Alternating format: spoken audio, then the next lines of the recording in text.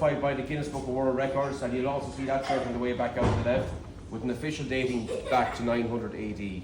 Officially Ireland's oldest pub, the oldest known pub in Europe and around the world as well, in continuous existence right to this very day. Just to the left of the old walls, you'll also see old coins. So many of the old landlords were well documented over the years, and some of the most famous was a man called William Moorhead, and he had his own coins for his own customers.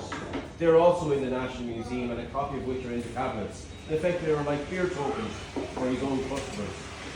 Another I suppose, famous landlord, as well as being a publican here, in 1736, he also set up a stagecoach service from the west of the Shannon went to Dublin, left on a Monday, came back on a Thursday. But what was interesting about this stagecoach service by Mark Begg was his name, and he was ahead of his time, or maybe he knew the future customers. He actually charged for excess luggage. So I'm sure some of your tour guides or drivers would. Yeah, exactly. He was ahead of the airlines at that time, and that was Mark Begg. But over the years, a lot of people would ask what people drank in the pubs.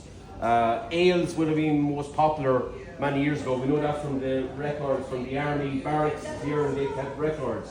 And ales were a huge part of pub life, and also part of people's daily routine and their diet. A soldier would have been rationed between 8 and 12 pints of ale a day.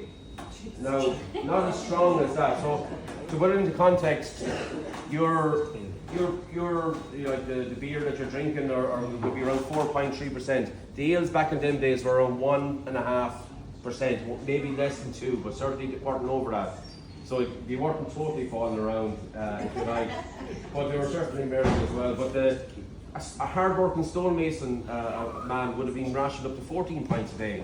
Now, in saying that, you won't see a straight wall anywhere in the country. But that's what they were rationed. And again, you have to sort of visualise the streets, and the sanitation was horrendous.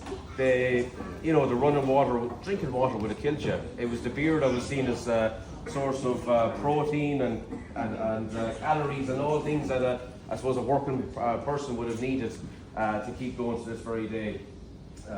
Before that again, you have the whole origin of whiskey. And just to go back to the health benefits of beer, as it were. Now, I don't advocate beer every day or 14 pints, far from it. But does anyone know what we say for cheers here? Sláinte. So the direct translation for sláinte is health.